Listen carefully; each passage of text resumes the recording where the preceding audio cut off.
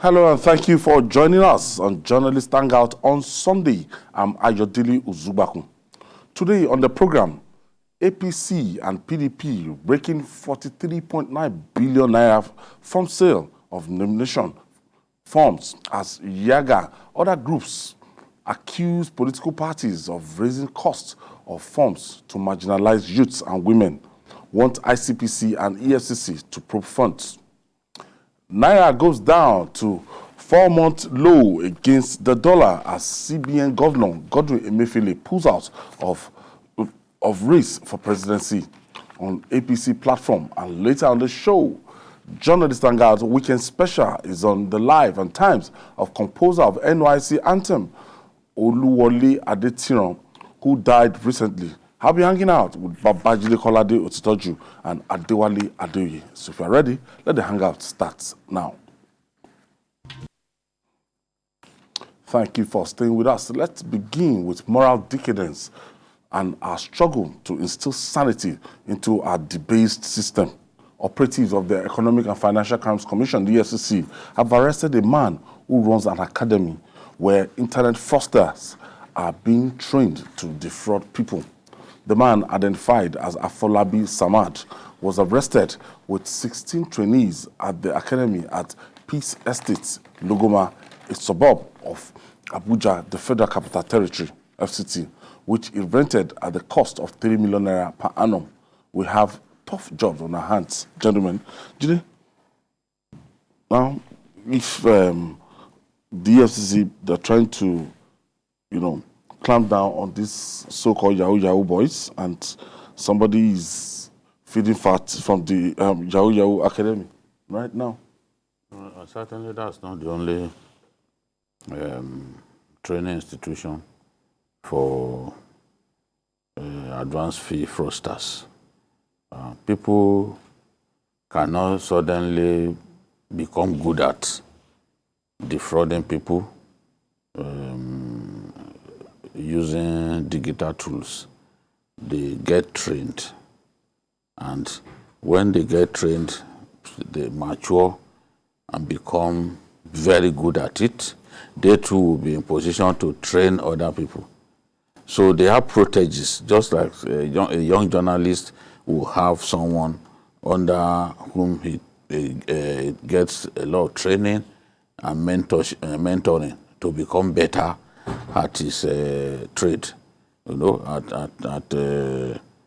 what he does. So it's the same thing with this advanced free fraud business.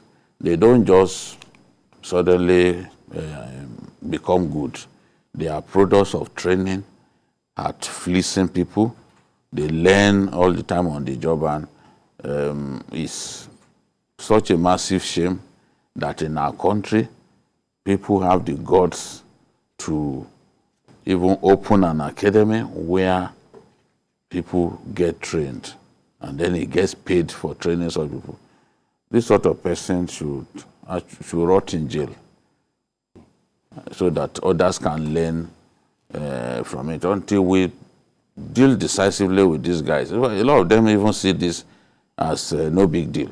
They don't even see it as a crime. Society must see advanced fee fraud as a very big crime for which anyone caught should be severely punished. Wally, now it's like the main thing within our youth now, as in the way they take to this Yahoo. Once you see a young man, you see him sagging his trouser, he has a laptop, the phone, and the next thing, you don't need a associate to tell you that it's into internet fraud. If you search him very well, you discover that that's what he's actually doing. I think, first of all, one needs to commend the effort of the EFCC, because the anti-corruption agency is working within a very difficult environment where corruption has become entrenched. But they are really trying their best to bring corruption to the minimum. And they also like some of the way they operate without necessarily building their achievements around individuals. So I think what they have done is quite commendable. This is an institution where people are being trained to defraud, to steal. And we are talking about 16 trainees. Probably there may be more than that. And I believe that when we are talking of an institution, we are also talking of a rector, a principal. We are talking of an accountant. We are talking of workers. And I believe it's not impossible that there are collaborators in the bank who work with criminals like this. So one will advise that the EFCC should spread its dragnet. I believe this fellow is not acting alone. Probably he also graduated from another school of corruption before he decided to set up his own school of corruption. And I will not believe that this is the only crime institution, that we have in the country. I think there may be other similar institutions. It's very unfortunate that people have been made to believe that the biggest way to survive is to defraud, to steal, to inflict pain and trauma on other fellow citizens. It's a challenge to all of us. It's a challenge to the FCC and ICPC and the police that they need to work harder, because there's no society that will thrive, that will stabilize, where corruption is a culture. Corruption is an ill wind that blows no one any good. Even these guys that commit the crime, even if they are not caught by the law, one way or the other, they will pay for the crimes they are committing. Because corruption leads to all sorts of violence, sort of aggression. So they could be victims in one way or the other. So I commend the FCC, and I believe they will not stop at this. They will, extend the dragnet so that other collaborators working with this fellow will be nabbed and punished. The activities of these guys succeeded in, we have a battered image in the international community. There's some app now that you can't make payments, you can't do anything, you can't trade, you can't do anything, just because of the activities of people like this. Yes. When you go abroad, they see that you're a Nigerian, the first thing they have in mind that, you are a dubious person, you are an advanced fee fraudster, or that you are a drug courier. Many years ago, when it was rampant for Nigerians to be arrested at airports all over the world for being in possession of illicit drugs, Nobel laureate Wole Soyinka had dogs set on him to sniff him. That was the height of it. That an international figure, a global icon from our country, they had to send dogs to sniff Wole Soyinka to be sure that he was not carrying drugs. That is the damage that undesirable elements can do to the rest of us who are law-abiding citizens. Because it's such a bad thing. And unfortunately, even in our continent, we are not the only bad people. There are fraudsters from Sierra Leone, fraudsters from every part of this continent. But we've been given such a bad name. In South Africa, we are seen as we are seen as people in the drug business. We are seen as advanced fee fraudsters. People are reluctant to do business with Nigerians. They are scared. They will put all kinds of measures in place. The green passport is no longer respected. Because nobody is sure that they won't regret doing business with the Nigerians. So we've got to, I think that the laws have to be stronger. When you have a big problem, you then look for the right package of laws to deal with that problem. That is not what we are doing. Our laws still appear like a slap on the wrist when it comes to advanced fee fraud, even for corruption. Why these people, they have parents. Yeah. And before, it is the parent that will play a kind of role that will help, you must know the activity of your children, you must monitor your children, you must ensure they don't bring what is not theirs home and everything. But right now, the reverse is the case. These parents, they encourage their children, they say that reaping the fruit of their labor. Yes, the way we have bad children, we also have bad parents. A lot of parents don't create the time to work on their children, to train them, you know. And if you look at our curriculum, most of the time, our children spend greater time of their lives, you know, with their parents. How many hours do you spend in school? Maybe from 8 o'clock till 4 o'clock, you know, Monday to Friday. And then you are on holidays for about 5 months in a year. So most of the time, you are with your parents. So parents who, you know, they are so much engaged in so many other things that they don't have time to, and it starts from childhood, you know, from the age 2, from age 3. You must be able to, if your child brings something that does not belong to the child, brings that thing home, you should be able to ask questions. But a lot of parents are not doing what they need to do. But it's not just, it should not be left for parents alone. The school curriculum also needs to be addressed. Because while we were going to primary school in those days, education was with culture. They teach you a lot of things, at least in this Southwest, and I know it's not only straight to the Southwest alone. You know, you are taught a lot of cultural things. You are talking about folklores, about the tortoise and all that ended up telling you that greed, you know, and avarice, they are not good. You know, they taught a lot of things that were included in our curriculum, so that when you are growing up, you become a complete person. Because education without culture, you know, it's no education at all. President has broken down irretrievably. Yes, well, that's a fact. Otherwise, we won't be where we are now. Everyone must realize that parenting is a tough job. It's not so easy. Parents have outsourced the bringing up of their children to other people, teachers, and they don't care. They don't go into their children's rooms to even try to sniff some of the odd things that those children are doing. And at the end of the day, they have a big embarrassment on their hands. Okay, no efforts should be spared in engendering national unity, cohesion, and effective leadership badly needed in our country, Nigeria. So when some youths decided to float a movement, We Together Nigeria, to foster togetherness and competent leadership for a viable Nigeria, many citizens embraced it, spearheaded by the chairman of the Board of Trustees, Ibrahim Hussein Abdulkarim, and the national coordinator, Shina Pella. We Together branches have been launched in the 6 geopolitical zones and many states across the country. Jide, what's this about? No, the whole idea is to mobilize young people to recognize the pivotal role that they are to play in nation building and even elective positions. Young people have much greater power than they realize. But a lot of our young people are too apolitical. They do not even give a hoot about Nigeria at all.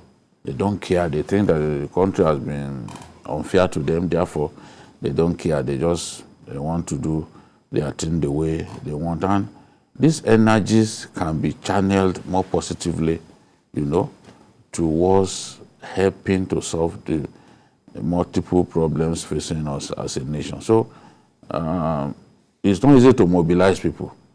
Therefore, I will give kudos to Shina Pella and his friends who have come together to mobilize young people and to make them more useful to their country in many areas.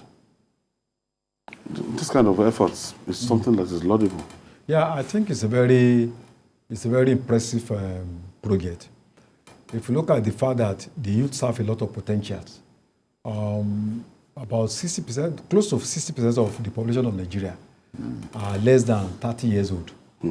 So it means that if the younger people are organized, you know, they can actually create the kind of change that we want. And if you look at our history, younger people have made great impact. You know, Shebe wrote Things Fall Apart when he was 28 years. You know, Enahoro at 30 years raised the first motion for independence in 1953. And even Awu, when he left the Western region in 1959, he was already 50 years old. He had achieved almost everything. In 1952, when he was far less than 50, he was already prime minister, and Gowon became the head of state at 32. So even the current president, he was head of state in 1983 at the age of 41, President Buhari. So the youths, should realize that, because by the time you are 60, ordinarily all over the world, you are supposed to be thinking of retirement and then be looking up to to eat the labor of your years past. It's only in Nigeria that at 60, people are still looking for American visa. They are still looking for Canadian visa. They want to go and take their family abroad. They are still writing application, looking for jobs. So the younger people need to seize their destiny with their own hands. And I think it is doable. They need to be organized. They need to have a purpose, a philosophy, a vision that can galvanize the potential that is inherent in their population. So I really commend the efforts of these people. And they must make sure that it is not hijacked by vested interests. That one is very important. I think our youths, they're not playing to their strength. As in, if going by the statistics is just give now, and if 60% we have a young population, and they're not pulling their strength at all. No, it's not entirely their fault. Politically, things have been so skewed in favor of the older generation. And you see even efforts made by young people sometimes get frustrated because they don't have the funding. But if they come together, they have the number, and that is a strength. But we need to support them in every way possible. For example, the not too young to run law was meant to encourage young people to get involved in elective positions. But if we now come up with this kind of money that they are paying for forms, how many of those young people will be able to even take part in primaries of the dominant parties? So I think that ultimately young people need to even form their own parties, and exploit the strength that they have. But there is also so much mistrust amongst them, as we saw during the NSAS thing. They didn't trust one another, and there was no leadership. So there is a long way to go to making our young people realize that, look, they have this strength that they are not exploiting, I have the chairman of the board of trustees of We Together, Ibrahim Hussein Abdul Karim, joins us via Zoom for more insights on this. Thank you for joining us. Thank you very much, sir, and thank you for having me. Tell us about We Together projects. What are those things, your aims and objectives? Yeah, thank you very much. The first thing that brings us to come together, as the name we said, the We Together, is that after the 2019 election, seeing that there is a lot of problem, not only for the young Nigerians, but major problems to the entire nation. Everybody is not happy with the direction we are going. The lack of innovation in the system, lack of leaders that are solving problem. And we do a small analysis to see from 1999 to date, how many problems that we have by 1999, and they are not problems today. And we realize that almost all the problems we have by 1999 today, that are still the problem we are facing, from ASU strike to the lack of electricity to the fuel queues at the fuel stations and things like that. So we realize that the system is not working for anybody. It's not working, more especially it's against the young generation. And after the not too young to run bill, we thought that it's going to be a very welcome system for us, for some of us to be a part of the system. But at the later stage, after the 2019 election, we have seen what happened. So we already envisaged that a more trouble will come to us by 2023. So we started these meetings.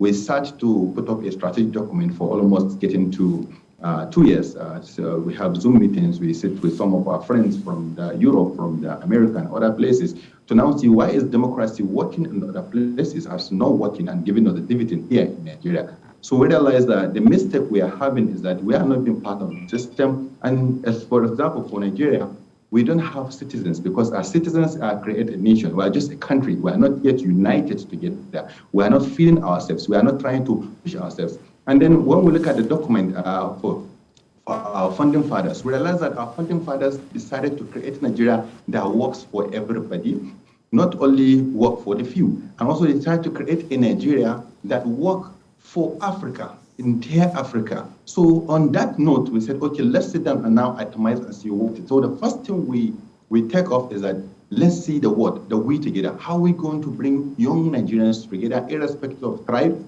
religion, political class, or party, so that at least we can join our hands together and say, okay, you can be on any party you want to be, but let Nigeria be the first thing you want to do. So let's go again to the core problem.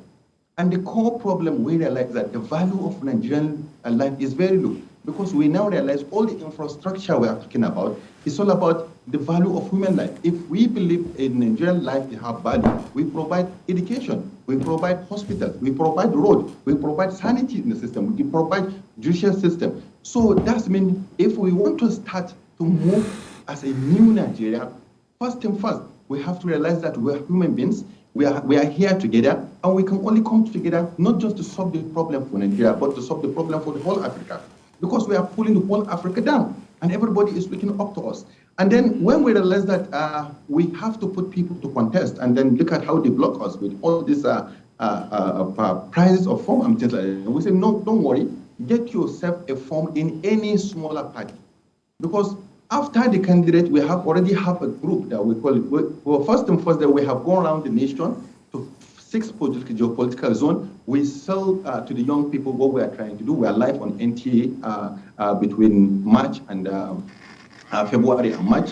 We now realize that, okay, if a lot of young Nigerians want to participate, but they don't have the money to participate, we say, okay, let's crowdfund ourselves. Let's see how we are going to make sure that we push some of us into the system. But seeing what happening in the bigger parties, and also how we've been ridiculed as the young Nigerians, we say, okay, don't worry, we are going to have our own unity list. So immediately after the candidate selection and everything from the parties, then we sit down, we put up our candidate selection criteria. We go to the churches, we go to the mosques, we go to all concerned Nigerians, and we tell them, this is the list that we want to go to National Assembly, this is the list we want to go to State Assembly, these are the list we want to go, based on a criteria of who are those people? What is their antecedent? What's their source of funding? How many talks did they carry during their campaign? What are they saying to Nigerians? This is what we want to do. I'm also calling all other groups, because we've been going around also meeting the other groups. Like, for example, in Lagos and other places, we meet the other groups and say, we can do NSAS and just leave it like that. We can do scale not and just leave it like that. We need people to go into, even those that come to your TV station, for example, and talk about constitutional review. You can't all have that if we don't have representation. So what we intend to do and what we're doing in Unity Together is now we're bringing our leadership all across, but we want everybody to go to and work at the ward level. We want to have 250 of us in every ward level.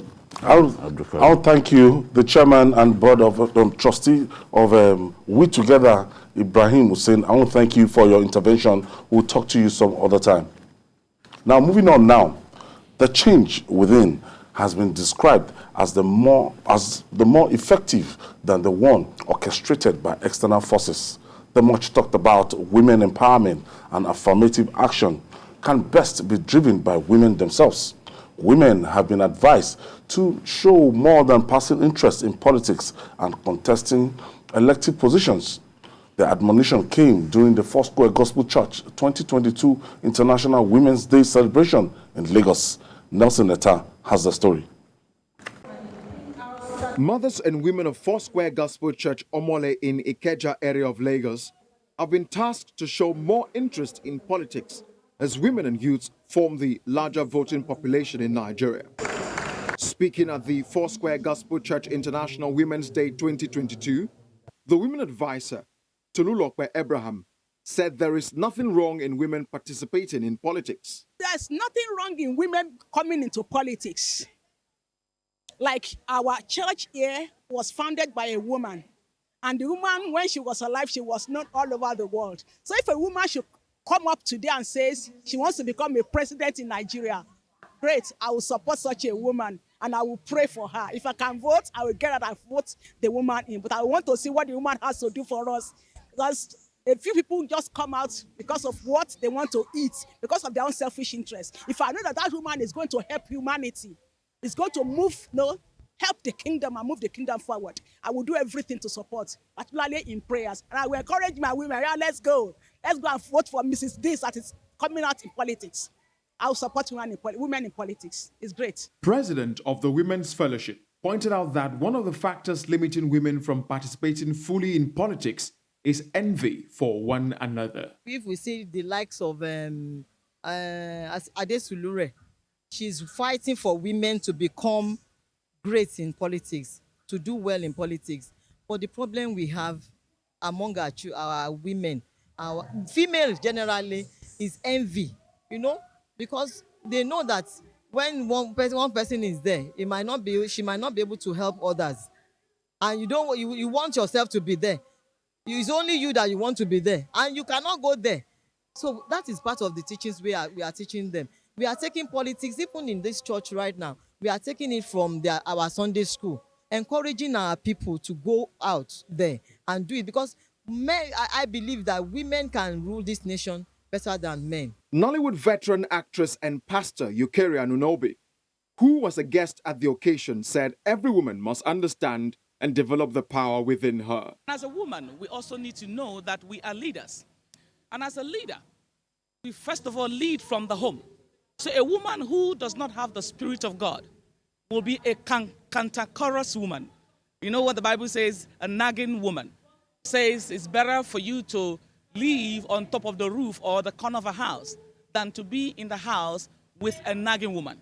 And the reason why a woman will become nagging is because she has not gotten to understand the power that resides in her, which is the power of coyness, the power of sweetness, the power of persuasion, the power that comes from having been a praying mother and a praying wife. Chairperson of this year's Foursquare International Women's Day and Nollywood veteran Clarion Chukwura said her vision is to see every woman empowered financially.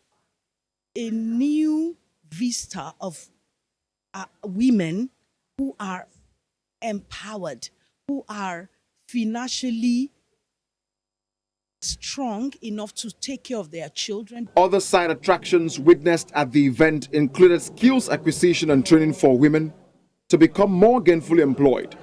Some of the mothers share their experience about the training. They have introduced us to so many businesses by which our women can also be earning some extra income, and some also that don't have anything to do. They have decided in their mind that they are going to start some small businesses with this program. And at the end also, we are also looking at a fund which the chairperson is going to help us to launch today, by which some of our members, some who don't have capital, they are going to start getting some funding by which they can set up businesses on their own. Some of us women that have no jobs, some of us that are just laying about, today they have been empowered. Not really being empowered, they have been shown how to fish, not how to eat fish alone. And by the grace of God, even for our chairperson, she has brought another opportunity for us where we will have money. They'll be, helping us to get good capital that will be able to support the businesses for us. For the church, the program is a clear demonstration that it is important for women to be financially empowered so that they can fulfill their God-given role in building the family, the society, and the country at large. Yeah, women in politics, and then I listened to one news report before coming in where Mrs. Aisha Barry was asking the APC particularly that, yes, you've made your nomination form for free. That should not be an opportunity to, in any way, to shortchange our women. Yes, women are more pliable and easier to mobilize than men. all my years of covering politics, especially in northern Nigeria, I can tell you that it's easier to mobilize women than the men. And when they give you their support, you can go to bed convinced that this person will not betray you, go against you. So, and they have the population. Since they are easier to mobilize, it makes sense that you see a lot of them on the queues, and they are patient. They are patient. They will stay on that queue and vote. But we need a lot more women to be afforded the opportunity to contest elective positions. It should not be just a man's world, as some people like to call it. If you can use them to get votes, then let them, give them opportunities to also contest these positions. And women too, they should also support one another. So I support the idea of having our women get involved more in politics. Even the few of them that we gave positions to, I think they acquitted themselves very well. The Okonjo Iwealas, the Dora Akunyili, the Ezekwesili, and even that woman, the woman who used to be at NSC, the stock exchange. Undi Okereke in UK, you know. Yeah. We had Obasanjo he gave opportunities to many women, and they didn't disappoint. So I'm happy that a church could think out initiatives, could come up with initiatives to not just empower women, but to get them to realize that they can be more useful in our society than they are currently. This is not a normal gist that you hear in the churches. Yeah. Do you understand that now that the churches are now spearheading it, that look, it's not the time to be docile. Women should just come out and a lot of religious organizations are conservative when it comes to politics. But they should not forget that politics is about the administration of human lives. So whatever policies that are carried out by the government will also affect them. That is why it's important for them to take active participation, in politics. So I think the idea of asking women to take to be in the front seat is a very good idea. And like Babajide said, we have seen in this country that women have proved that they are capable, not even more capable than men. And most of the policies that are carried out by the government, implemented by the government, also affect women most. We are talking about healthcare. You are talking about the right of children. You are talking about right education. You are talking about jobs. It affects women a lot. So it means they must be part of decision-making processes, decision conception and decision implementation. And they also have the population. In terms of if it's to vote for women, they have the. And like Babajide said, they are also patient. They are also largely non-violent. When you see political violence, you hardly will see women there. So, and they are our mothers anyway. So I think we should give them a chance. And also there are other legal bases. There are so many conventions, international conventions, the Beijing Declaration, the African Charter, that supports the right of women to take more active participation in politics. So I think I really support what the first guy is doing. In some part of the country, it's not so they don't encourage women to take center stage. And when you look at the statistics of the number of women in our National Assembly to what we read out in Rwanda and the number of women in government, it's so, I think Nigeria is like the poorest in Africa. No, there are many areas where we are really lagging behind in this continent, where we are not showing leadership. And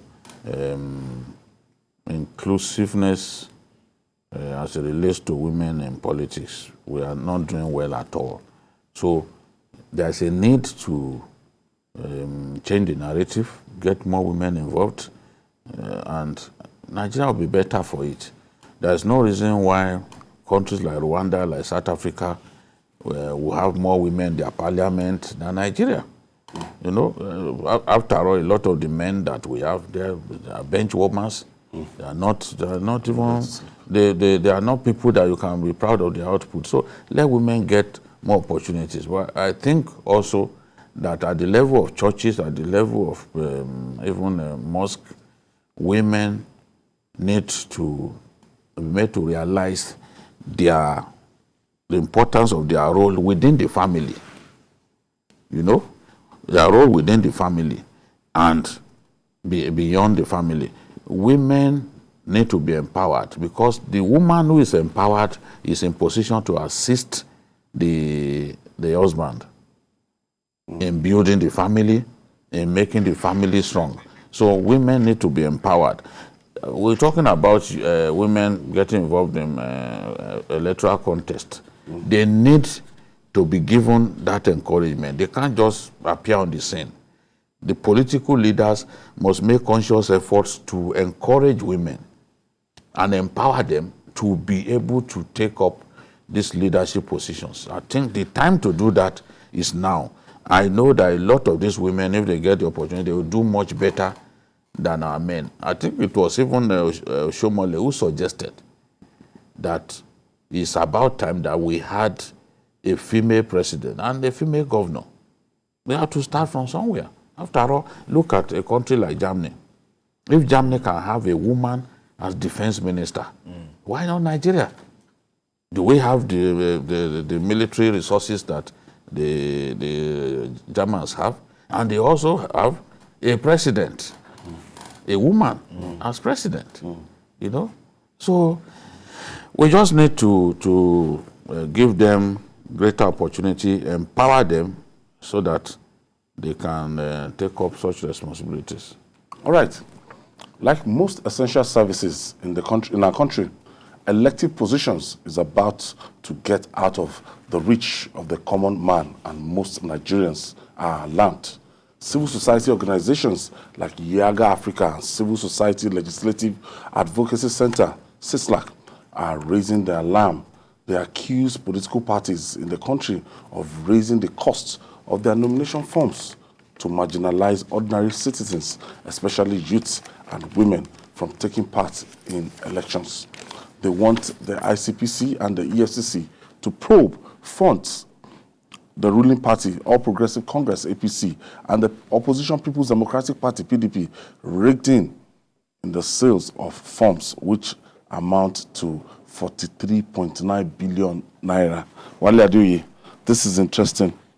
43.9 billion naira. I think it's harvest time for this political party between APC and the People's Democratic Party. There are a lot of things associated with these funds.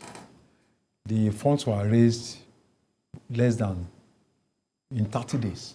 The funds were raised by individuals. The funds were raised by most of them public servants, either former public servants or current public servants. And then you ask the question, this fund, is it about life savings? And it also shows that most of the richest people in this country are public servants.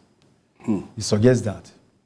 So, and I ask myself, is the only way you can stop people from contesting or to reduce the number, is it by, coming up with a huge amount of money? Because I know the idea might be to reduce the number of aspirants, but is that the only way? That, okay, go and look for 100 million. That idea did not work. Yeah. That explanation did not. At the end of the day, the number of people that came out. Aspirants, So, I think a lot of Nigerians will be, in fact, younger people will be looking at it. So we are saying that there's no money to fund ASU. We are saying that there's no money to build roads. We are saying there's no money to deal with healthcare. Yet individuals have this kind of money in their kitty. And then there's a question of tax. Do they pay tax on these funds that are put down to APC? So I think there are a lot of moral questions associated with this huge amount of money. Even House of Assembly, they are asking people to go and raise 2 million naira. So at the end of the day, you find out that politics, elective offices, is now the preserve of the rich. The poor people who may be intelligent, who are competent, who are honest, who are, who have credibility, those things don't count any longer. So, and I think what the civil society people are talking about is a welcome development. We need to probe further, because maybe next time he's going to be asking you to go and bring 200 million naira to be the president of the country. I think it diminishes our so-called talk about the fight against corruption. I think why this argument is valid, because the dominant political parties, that's the APC and the People's Democratic Party, looking at what, the amount for nomination fund, and despite the fact that APC, a party like APC, discounted for the youths and encouraged women, but these people, they are saying it's not enough, that there's a calculated attempt to marginalize women and youths, because these are the two big parties. If you go and if you go to one small party, your possibility of getting a ticket to the House of Representatives or the Senate becomes slimmer if you are not very lucky. Yes, and not all of us have deep pockets. Not all of us have access to cheap funds, because for some of these people, they can't really prove that these monies that they've come up with are products of years of hard work. Honestly. People struggle to earn legitimate income. They don't use money the way some of our politicians use money. There are some people that we've had that they were broke. Suddenly we are hearing some of those people, and some of those people have paid 100 million. And what they keep telling us is, some people paid on our behalf. The EFCC and the ICPC should be investigating. Find out who are the people paid on behalf of certain politicians. That is why we need to have strong institutions. Institutions that are non-partisan. Institutions that do not support any party, whether you are the ruling party. So for those institutions, even the people who head them should not be appointed by the president. Because that way, that person will be able to exercise total independence. But that's not what we are seeing. If we said, okay, people paid so amount of money for you, how? Who are the people? How did they raise the money? Can we investigate those people? Perhaps if we follow the trail, we'll be able to see that the money came maybe from public funds. Every election year, a huge quantum of money spent for campaigns, for buying the conscience of the voter, for moving from place to place, for buying the expression of interest and nomination form, come from taxpayers' money. Nobody is going to confess to you that is what, but I can tell you from my dealing with politicians that even when they leave office, extremely difficult. The way they spend money goes down drastically. That's to tell you that they were using public funds, either in form of security. When people come to visit them or their girlfriends show up, it is from so-called security votes that they give them money. Nobody audits the security vote. Nobody, the individual governor determines what should be a security vote in a given month. And a lot of these monies can actually be spent elsewhere to deliver potable water to people where it is needed, to build roads for people where they badly need roads, to provide, to even pay YIAGA fees. Because I was reading that one state in the north west Do not enroll. As not that the students are not going to sit for. Not enroll students. Yes, because they are owing WIAGA almost 3 billion or so. Consist every year they will refuse to pay. They will refuse to pay WIAGA fees. That kind of money that they refuse to pay is not up to what they play around with by way of security vote. Yet they fail to pay WIAGA fees. That's to tell you that they don't even see education as a priority for our people. So that probe has to happen because, look, I just can't be convinced that all of these monies came from honest outlets. They need to explain.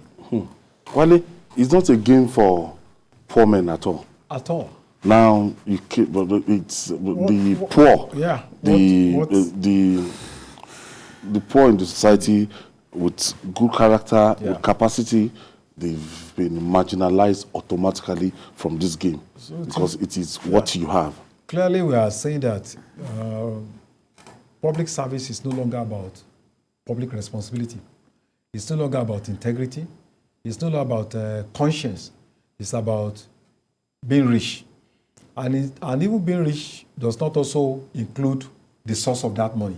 Because it's like the APC and all the party PDP do not even care about where these individuals are getting this money. You are just merely interested in getting this money. And we should also expect that if you are a governor or president or you are putting down 50 million naira, the first thing you want to do is to get the money back when you get to office.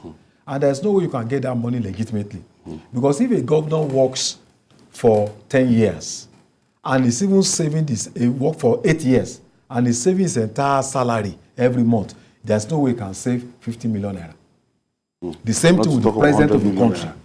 Be saving your salary for 8 years. You can't save 100 million naira. So it's darning. You know, they are confronting us, you know, with a kind of a feeling that, look, they are daring the masses that you cannot do anything. You can't do anything. You can't just go, we should go to hell. Because this is a conscious attempt to institutionalize corruption. You know, it's as if we've forgotten the fact that the mantra of this administration when they were coming in is, you know, the fight against corruption. It's as if we've forgotten completely even the way the ruling party is going ahead to conduct their business for this presidential nomination. Oh, you see, as I said earlier, you can't conclusively say all of these monies that they brought are products of corruption. What we are only saying is it should be investigated. Someone should not just say, oh, I paid 100 million. That person needs to be investigated. The people who show up to say, okay, we came together to raise money for so person.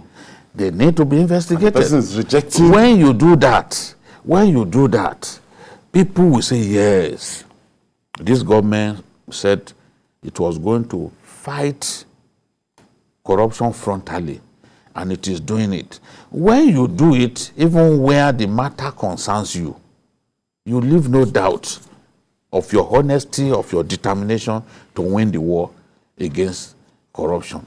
There's no reason in the world for the forms to be this expensive.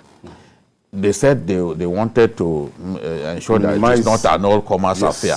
But does it not now look like all-commerce affair? We have never had presidential primaries with this kind of crowd.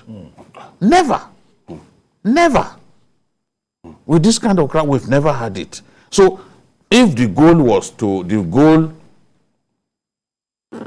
if the intention in increasing this money was to ensure that as few as possible people can take part in the primaries, that objective has been defeated.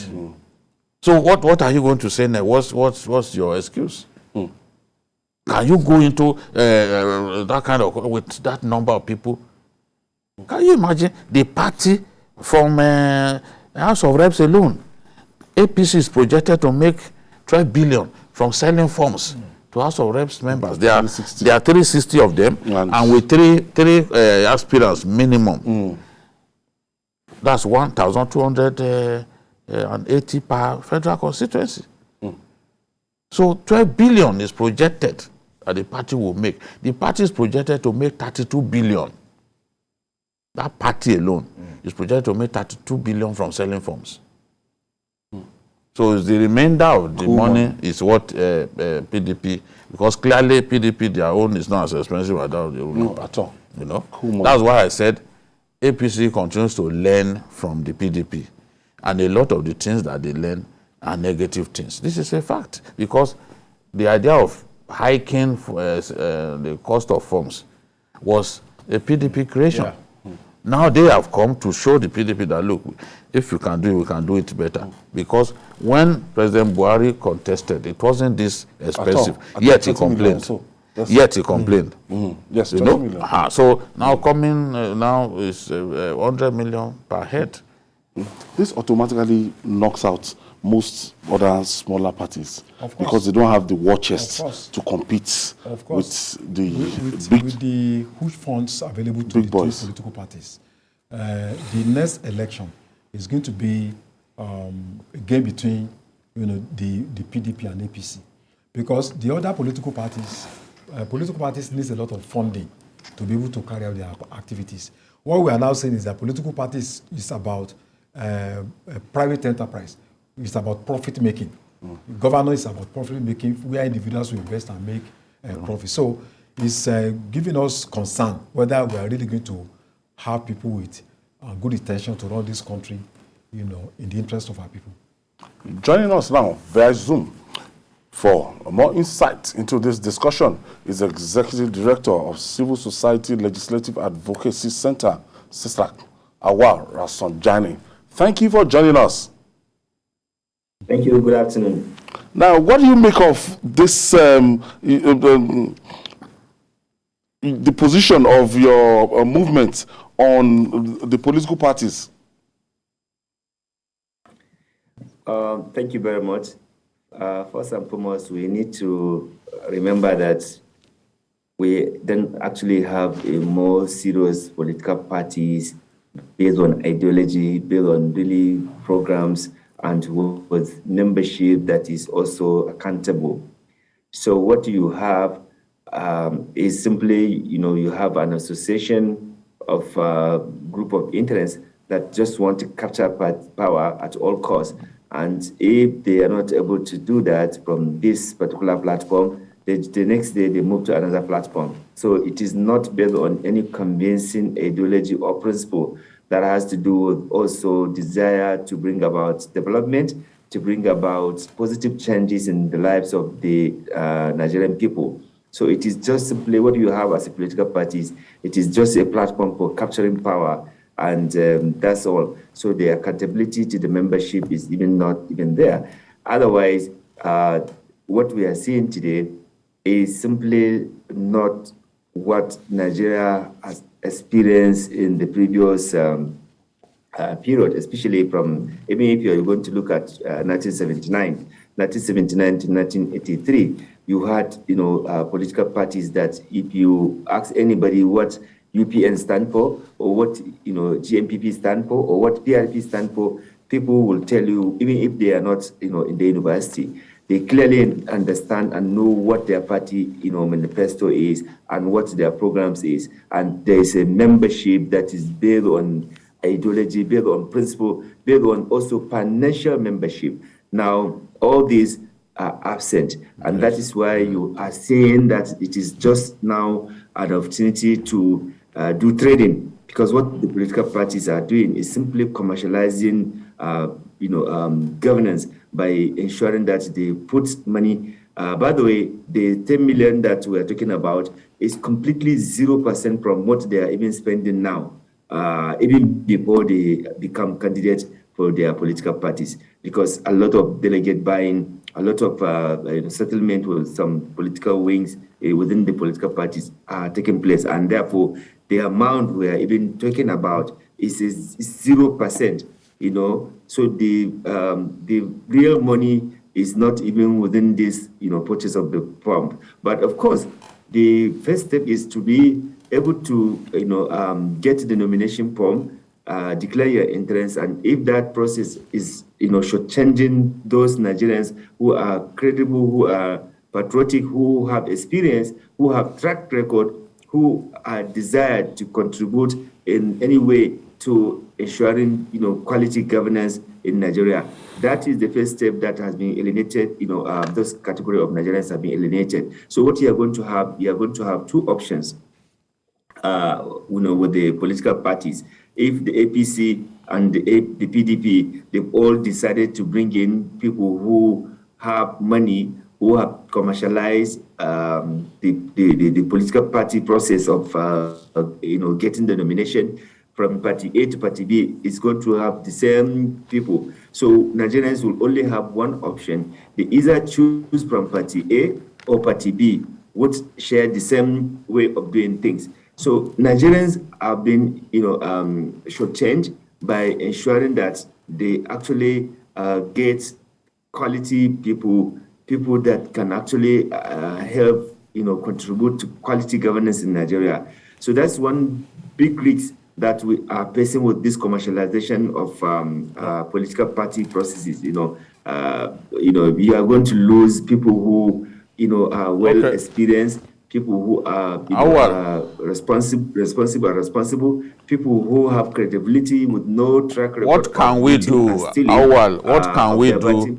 What can we do as a people to ensure that the politician does not get away with this? What is it that we can do? Or are we simply going to resign to fate? What can we do?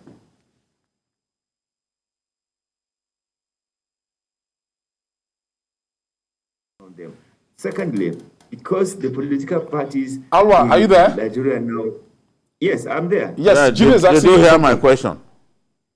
Okay, sorry, I didn't hear the question. So I'm saying, what can we do? Because yes, they've effectively marginalized the people who don't have deep pockets by their decision to inflate the cost of forms.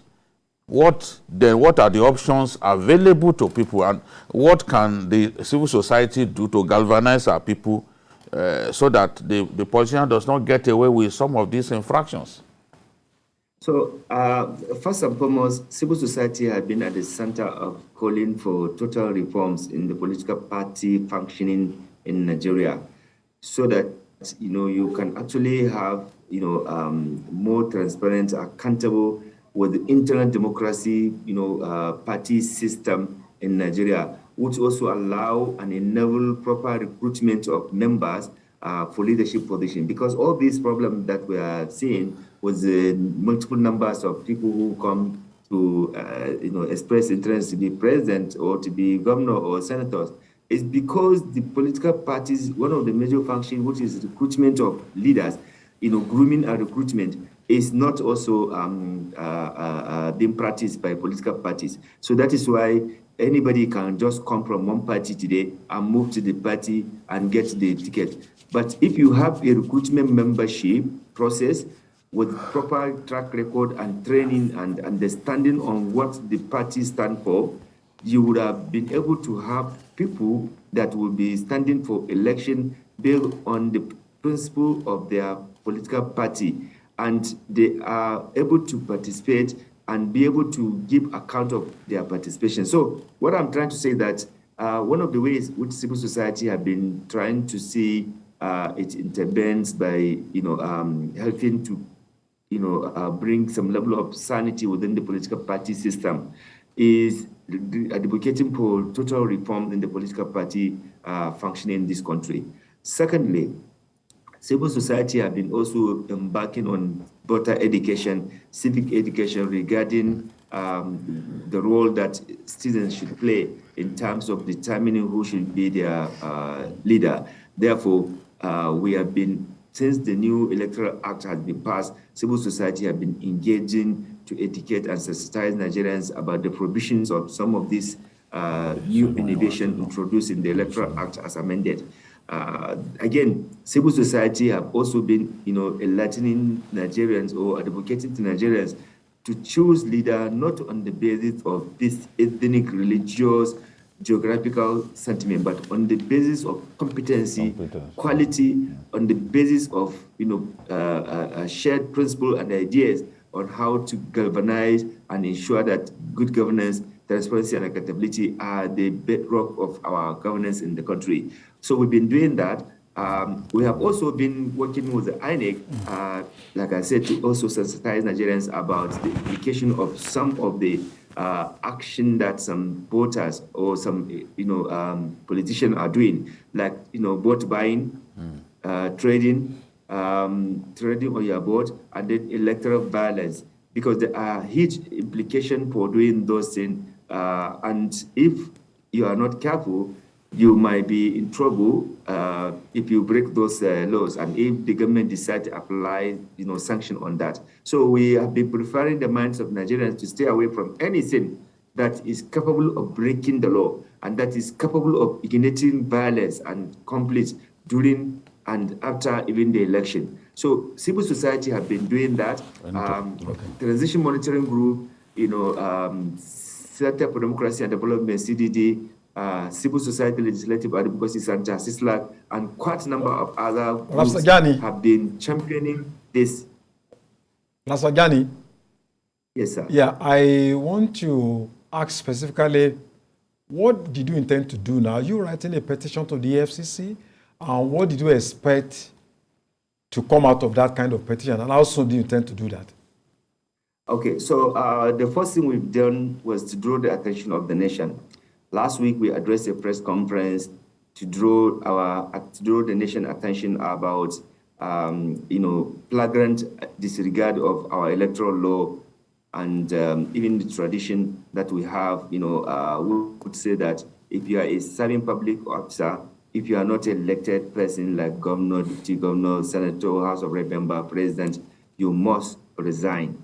This has happened in the past, even when we did not have law.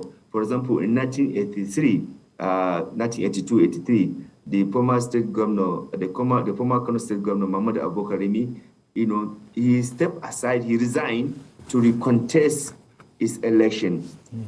So even after that, during the 1979, during the 1999, democratic dispensation, in the election that followed immediately after the 1999 election, we saw, that is in 2003, we saw how some political appointees in both 2003, 2007, they all resigned and they were engaging in that. But this time around, we did not only have a law and we did not only have morals, but, politicians have decided to ignore that.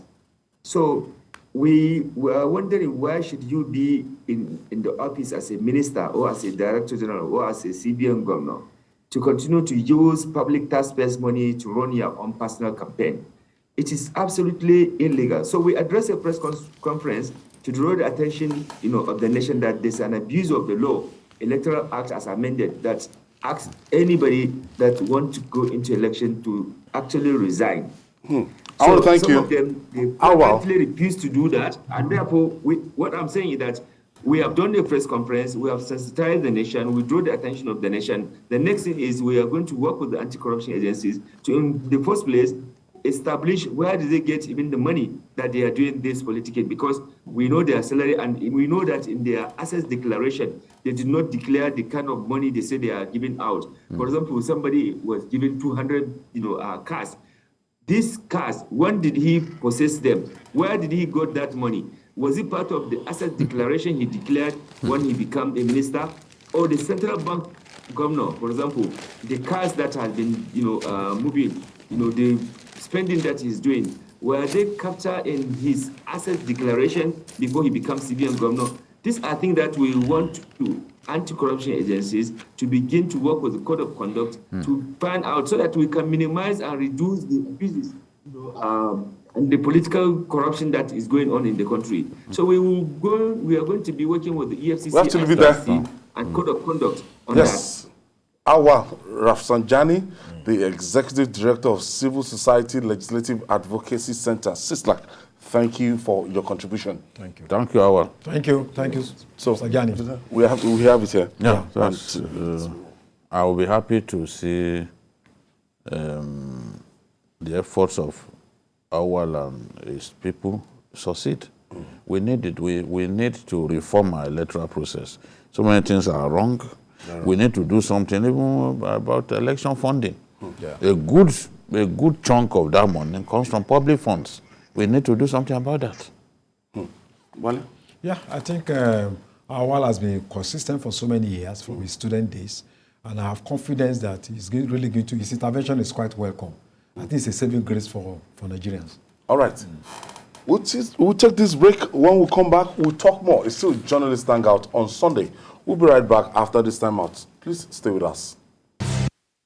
Welcome back. It's Journalist Hangout on Sunday. We are reaching you live from TVC News in Lagos, Nigeria. It appears there is no saving the naira from its downward slide against major currencies in the world, especially the dollar. On Thursday, the naira hit a 4-month low, falling by 0.30% against the US dollar at the official market. The naira, which opened trading at 416.50, closed at 420 to a dollar at the close of business that day, according to data published by FMDQ, where Forex is officially traded. This represents a 1.25 naira or 0.30% devaluation from 4.18.75 it traded in the previous market session. It is the weakest rate the naira exchanged officially with the dollar in nearly 5 months, after closing at 422 naira 67 kobo to a dollar on the 5th of January. Also, the naira pushed towards 600 to a dollar at the parallel market on Thursday, selling at about 596 naira to a dollar. Judy, what a calamity. This is not palatable at all. It's not palatable at all. You need to be worried as a Nigerian. Because I've been asking myself, what is likely to happen by the time subsidy on petrol is eventually removed? It will trigger massive inflation. Hyperinflation. It will trigger hyperinflation, and a lot of people, even capital flight, a lot of people who have funds will move their funds elsewhere. Everything will just go up. I think the CBN governor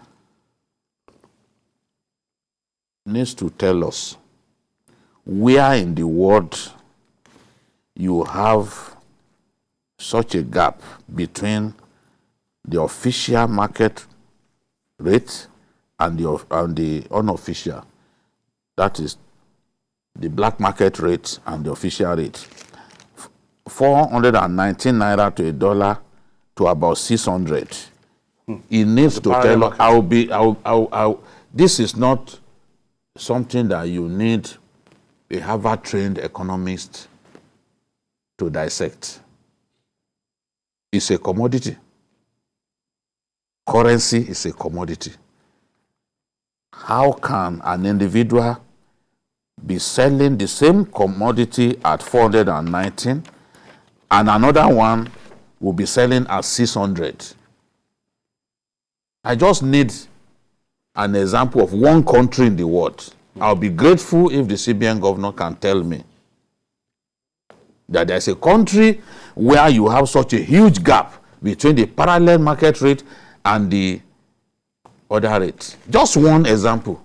I know he's busy now, maybe he's even still thinking about politics, but let him just give one example.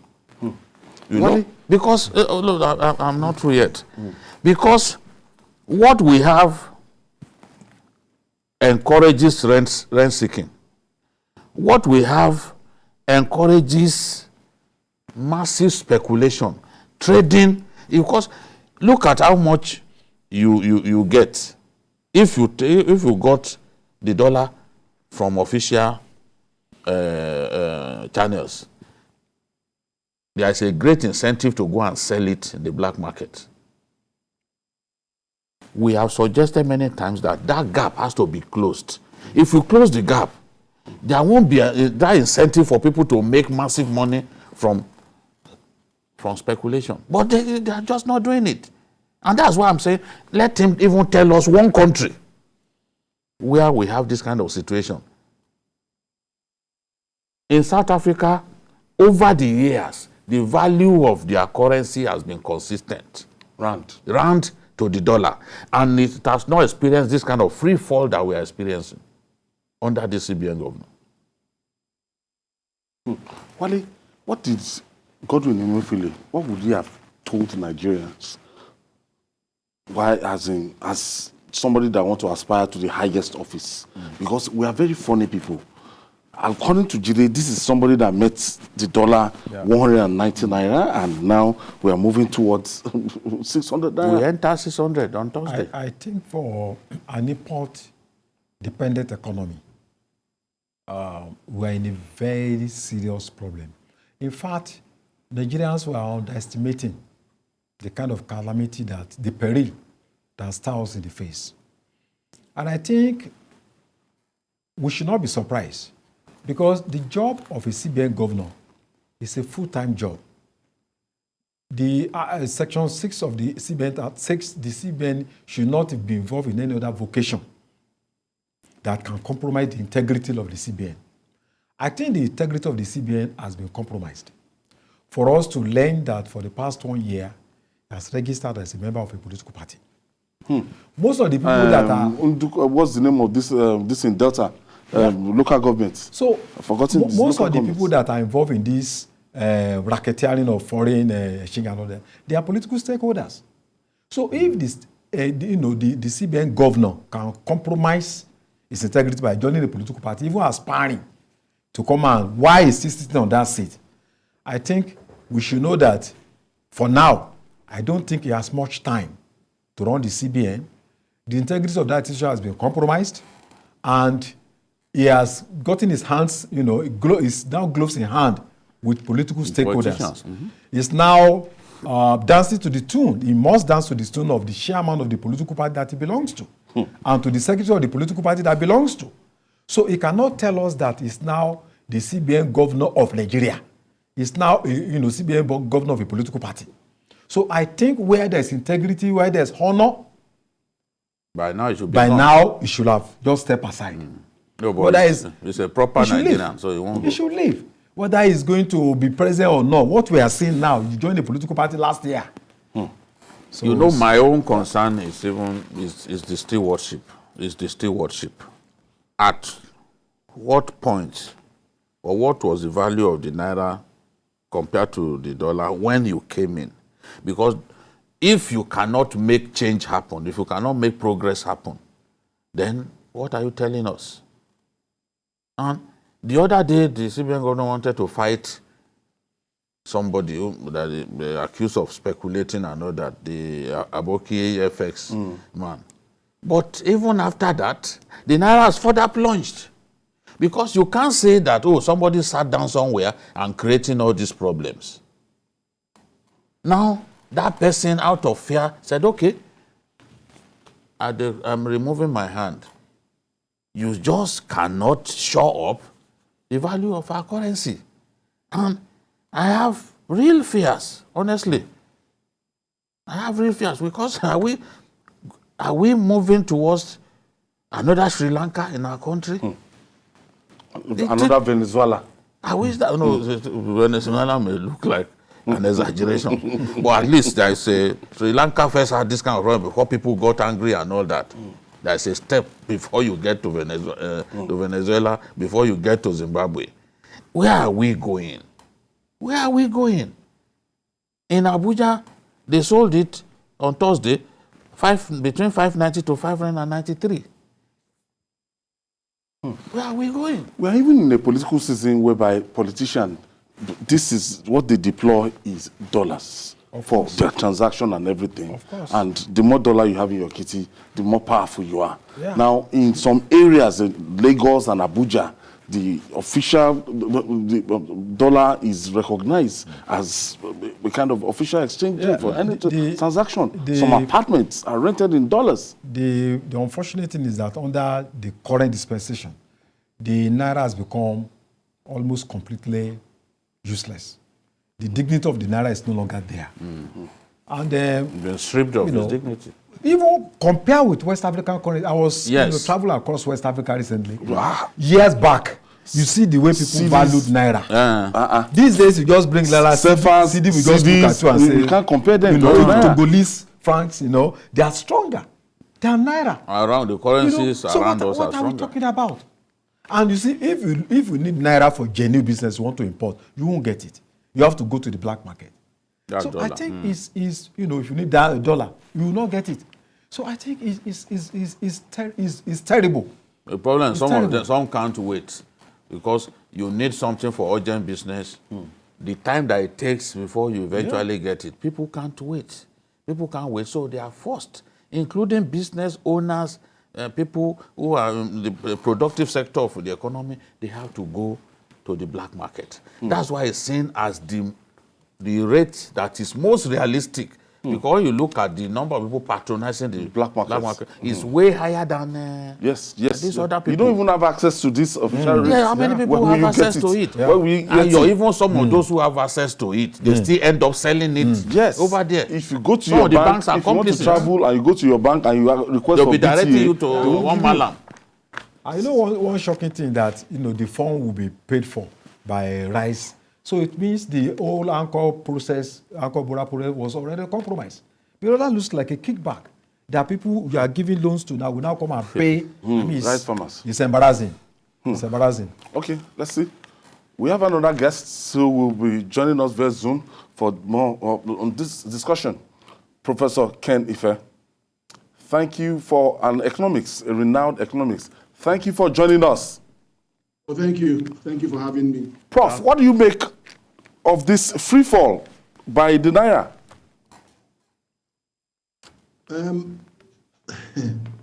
It's not the best situation to be in, but you can always help what you can't avoid. We have a two-tier foreign exchange system, and we have a managed float. The story is this. What foreign exchange is a matter for pricing. It's a price. Interest rate is a price.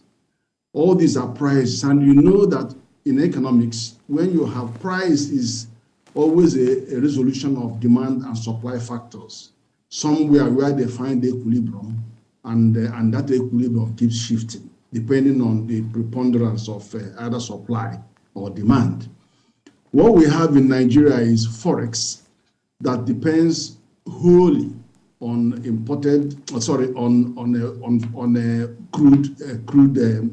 crude and gas export.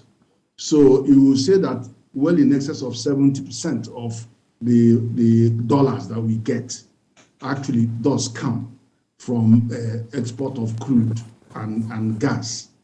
But the funny thing is that is just one source of forex. There are several other sources of forex. We have the non-oil export, which is very low compared to the other ones. It's somewhat less than 10% or something. Then you have diaspora remittance, which is, sometimes it was as high as $26 billion. Now it's come down tremendously because of COVID and some other issues. And now it's and even last year, there was a time it went down to $10 million, but now it's back to about $100 million a month. So it's coming back, but nowhere near what it used to be, about $25 billion.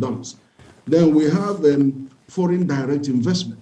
Now that has been on our wall. It hasn't been materializing, and it's come down. So last year, we finished less than $1 billion a year. It was like just about less than 800 million.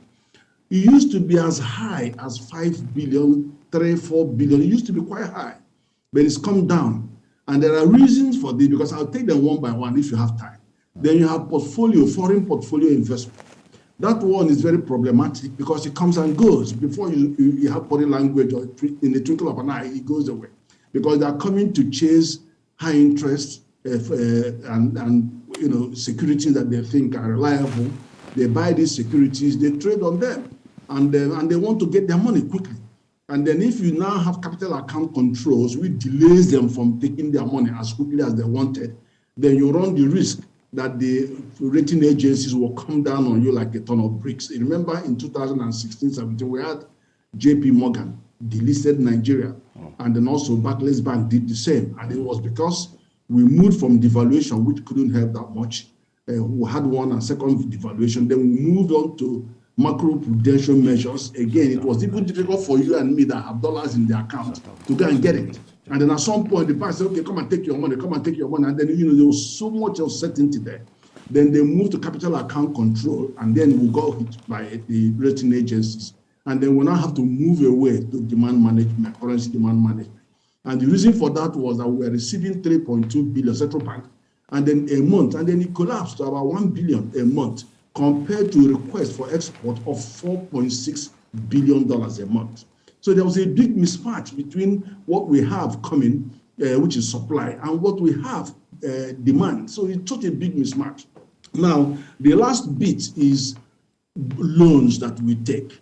And loans that we take that are denominated in dollars have to be paid back in dollars, plus their interest in dollars. So when government takes that loan, don't think that you can use all of that. You can use some of them, maybe in importing machinery because of the buying the computer equipment, not even the defense equipment. So you will have to use the dollars, and then you have to find dollar to repay. Now, but the strangest thing, two strange things have happened. One is that the trajectory of those demand and supply are divergent. There is no chance of them meeting. So if you're talking about price stability, you have a problem because you can't see where the equilibrium is because you're not in control of those. The main source of the forex, which is oil and gas, crude, are exogenous factors that subject exogenous factors we have completely outside our control. Then one day the price has clashed, the other day the production volume has come down. They say there are militants and all kinds of reasons, and then so you can't bank on those. And then the second one is that throughout last year, normally CBN expects $3 billion, around $3 billion every month from NMPC. They didn't get a dime throughout last year, not even 1 penny. So from January to, and even till today, as I'm talking to you, they haven't got it. So what you are seeing that there's a big hole in the forex story, because what they did was NMPC did a swap, a crude swap, sending crude to the refiners and then receiving PMS in return, and then they will now turn to government and tell them to go and bring the subsidy. So government was bringing 1.2 billion, now it's now 4 trillion that they have to go and look for. So, I mean, that has become a cheat, I'm telling you, because I've never seen where people will subsidize consumption. You subsidize production so that you can keep the jobs here. If you don't know what to do with those, I mean, that's another story, but let me just continue with your. So now what you have is that you have a fundamental mismatch between the demand for that dollar and the supply of the dollar available. Now, I've heard people who think that they can have a simplistic view of saying, float the currency. If you float the currency, where there are divergent demand and supply trajectories, the money, the naira will be like a kite. That is, you are hoisting a kite, and then suddenly you cut the thread. The kite will fly to nowhere. Within 6 months, 7 months, 1 year, it will go to 1,000 naira to $1. It will just continue to go like Zimbabwean dollar. Prof. So that is the danger. Prof. That's the danger that we have. I want to ask you one question. What is your view about these two windows that we have? Okay, now, let me tell you my view. Okay. The NAFEX window, which is the importer, the exporter investor window, is fairly stable. If you look at it between 410, 415, even as at yesterday, it was 415. So it's been hovering around that, 415, 417, 415. So it stays around that. And that is 93% of the forex story. The disbursement is 93%. So now what you have is a black market that is only 7%, but has the potential to do all the kind of damages that we are referring to. That's the one that's flying by night. And today is 570, the other one is 585, it just keeps going. Now, the problem with that window is this. we are not shutting down. The central bank did not ban, not that they have the right to ban, did not ban importation of those 43 items that they removed from eligibility. So they were still collecting dollar, buying them money, and then importing them. And one example of it is, remember, a few months ago, the balance of trade between Nigeria and China was 2.44 trillion. So we were importing 2.44 trillion from China, and we have nothing to give back to China. The only people that made sense was India, where we are importing 700 billion, and they're exporting 700 billion to Nigeria.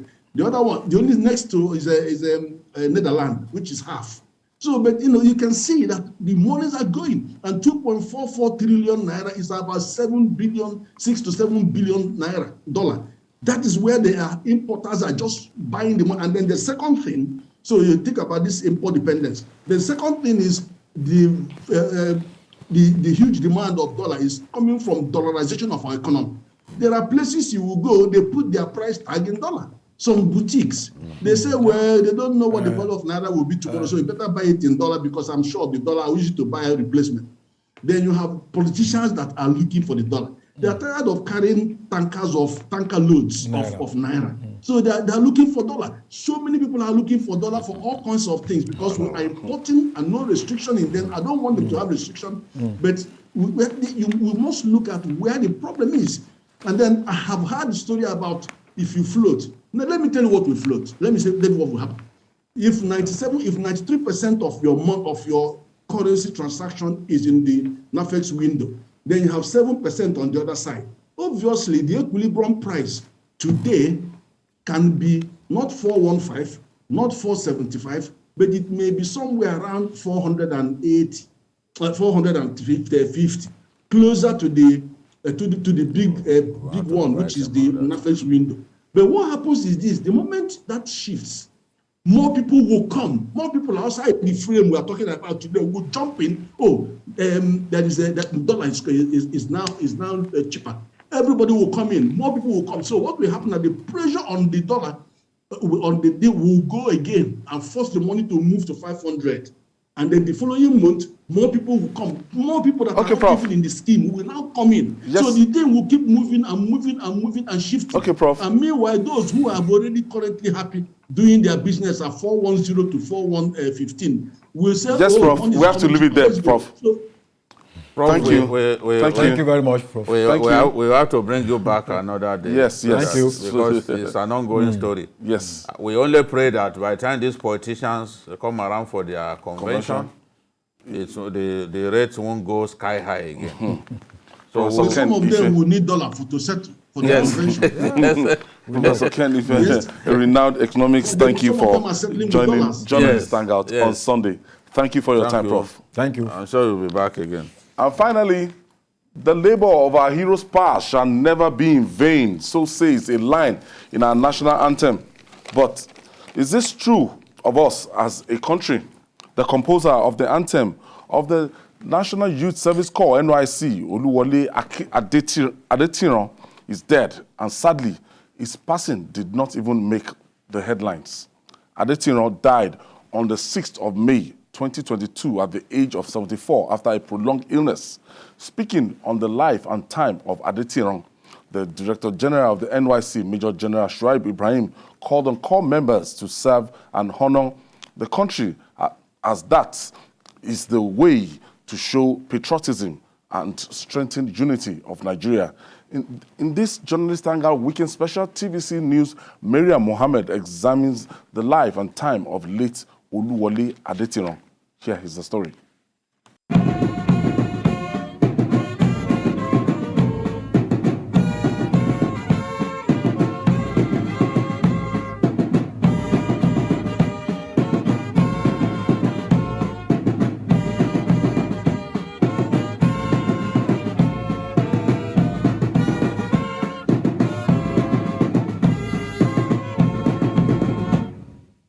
Wole Adetiran, composer of NYSC Anthem, died on the 6th of May 2022 at the age of 74 after a prolonged illness.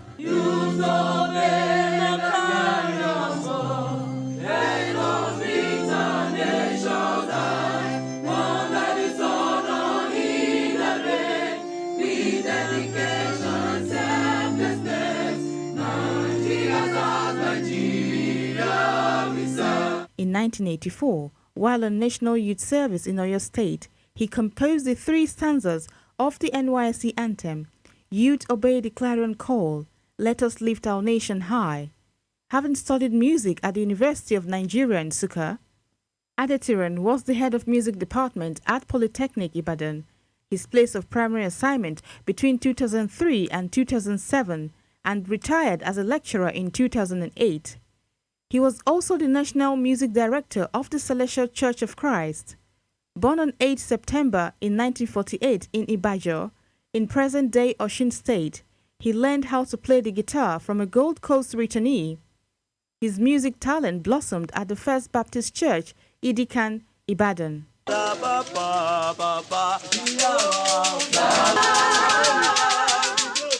In July last year, the Director General of the NYSC, General Shuaibu Ibrahim, paid Adetiran a visit in Ibafo, Ogun State, after learning through social media that Adetiran was seriously ill.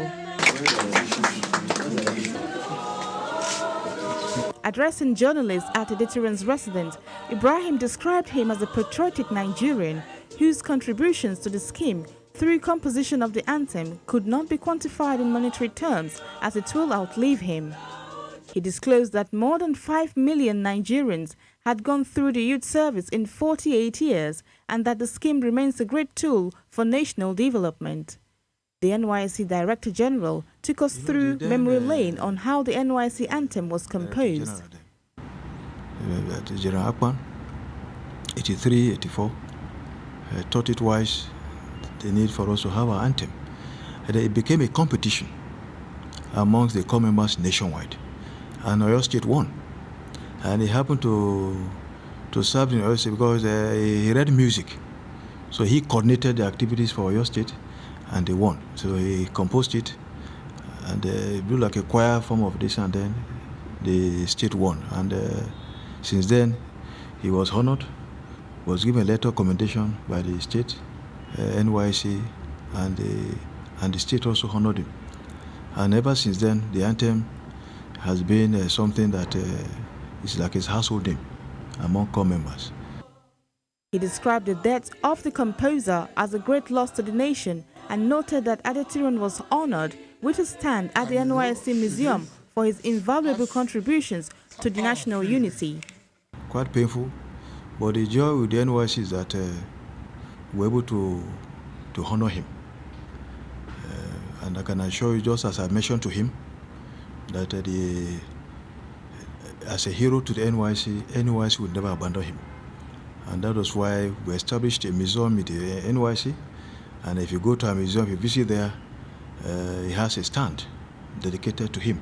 Through those stanzas of the anthem, just as the oath you took, go to those stanzas one by one and reflect on them and ensure that the spirit of that anthem, as I said earlier, live in you forever. Other staff of the scheme urged Nigerians to always remain patriotic no matter the situation and focus on unifying the nation. Go through the relics of the anthem, you will discover that it's a consistent guide to the corps members. It says, under the sun and the rain, that we are ready to give our best to this nation. Whatever service you're rendering to your nation, don't look at the immediate gains. Just think of what you can do to top up on things that can raise the standard of this nation. It has enabled and encouraged corps members, even after service, to see Nigeria as their country. Corps members spoken to said they see the anthem as a reminder of their responsibility to serve the nation.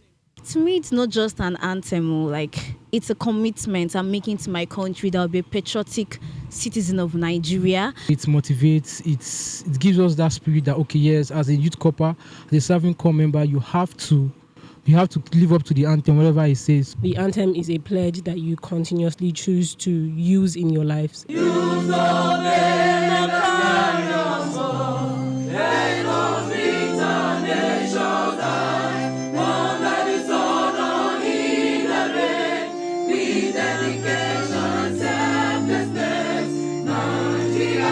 Nigeria.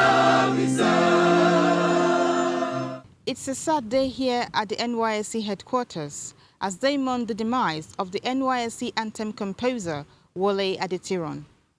The leaders of the NYSC urge core members to adhere strictly to the lyrics of the anthem by remaining patriotic in all they do. Mari Mohammed, TVC News, Abuja. That part. Under the sun and in the rain, with dedication and selflessness. I'm sure you didn't forget. Yeah. My 3 weeks orientation, I can never forget. Ebonyi State. It's one time in your life that you cherish. Sometimes it feels like it should return. When I was doing some documentaries for the NYSC, my mind went to the time when I was on youth service, and I was rolling back the years and wondering. I can never forget. Whether I should just return to that era, especially now that there are so many good things happening. Mango platoon. In the NYSC. And the anthem, is sweet piece of music. Sweet piece of music. The composition is excellent. The talent of this man, honestly, you cannot fault it. You enjoy that song if it's backed up by full orchestra. Yes. You understand the beauty of the song. He lived music all throughout his life. Even apart from what he composed, he was also involved in a celestial church and involved in big concerts all over the world. And I think he's a hero that we should not forget, because that anthem inspires. And I think we are glad about the fact that Major General Shoaib, decided to at least before his death. Yes, perhaps that is the only thing that he will remember. Even he went to his house in Mowe, even while he was alive. I think wherever he is now, his memory. Somebody somewhere in his lifetime remembers him. So it's quite a very. This is a big honor. That's what makes this man. The NYSC has had many director generals, but they've never had anyone like this man. That's what makes him special. He just heard that he was ill, and he decided to go visit him. Yes. In a remote place. Decided to go visit him, just for that reason. Yeah. So, and look, I can tell you that if not for this, we probably wouldn't even have the video of this man. At all. Yeah. Because a lot of our heroes, it was this visit. A lot of our heroes, we don't have their record. Where are the composers of the national anthem? Yes. The national pledge. The woman who composed the national pledge died the other day unsung. Yeah. No one else. For a whole country. Yes. This is NYSC. Yes. So we need to honor our heroes, remember them when they are alive, and do our best to make them happy. We have to commend the DG of NYSC for this. And I know that for every good thing that a man does, the reward is always there, and the reward is always tremendous. Thank you so much, Major General Shoaib Ibrahim. Yes. Thank you, the DG of NYSC. Quite impressive. We pray that the soul of Papa will continue to rest in peace. That's Professor. He was even shedding tears. Shedding tears because he never expected to receive this kind the DG of the NYSC. That was the first time that will happen to him. And, Wow. We'll take this break. When we come back, we'll talk more. Please stay with us. It's still Journalist Hangout on Sunday. Welcome back. We have to just cut our scheduled Journalist Hangout on Sunday. There's a story buzzing on Twitter. That story is buzzing on Twitter and Trust. And the story is direct, as if TVC is underplayed what happened in Sokoto State. I have my assignment editor to tell us what actually happened. Ayo, thank you for having me, Ayo. So, first, we are not downplaying the story. We've been on the story. What actually happened on Thursday was that there was a widespread ASU protest, across the country. And unfortunately, I will use that word unfortunately, the producers, one of the producers thought it was one of those protests, So it was a mix-up. It was just a mix-up, So we are not trying to... Just when the tempo... because it was breaking and the story was fluid, coming from Ondo. That is the ASU protest by students, that the ASU should call off the prolonged strike. So, and she thought it was one of the stories that maybe it was the protest, ASU protest that came from Sokoto. And that was around 4 thereabout, and she actually moved the story and thought, okay, part of the story from ASU, it is, and in Sokoto, blah, blah, blah, happened. If you go ahead, it's still the same thing, if you know, and, if you go ahead and check, you notice that she went ahead to talk about Osun and some other states. So it is just not to downplay what is happening in Sokoto. And we have had other stories of the same incident, accurately reporting of course, what even happened. Yesterday we were on the story. There was a story that broke. Yes. Because even that same day, we broke the story about the police arresting the culprits. We also broke the story about the imposition of curfew by the government. Yesterday, we also broke the story about when it was viral that Bishop Matthew Kuka's house was burnt. We said no. We called him and he confirmed that it was not true. So we have been on this Sokoto story. So that just that error shouldn't be misconstrued as we either trying to underplay the story that is happening in Sokoto. And it's also ridiculous. All kinds of people on Twitter. This is what some of them enjoy. To damage people's reputation, even when they are not connected to certain issues. A mix-up has happened. We have addressed it. We are shown to the viewer that subsequent stories we reported with accuracy that this was just a mix-up. And an error on our part. Yes, it happens. It happens. Yes, no one wants to will be happy with this kind of thing. It's deeply regretted.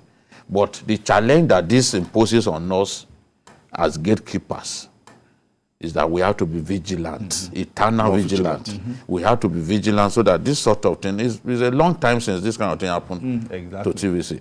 So we have to be vigilant and ensure that we do not allow this kind of thing to happen again. Because when it happens, opportunists will cash in on it, make political gains out of it and all that, especially in this political season. What the whole thing is regretted, the murder is regretted, it's just unfortunate. It was a mix-up. Yeah.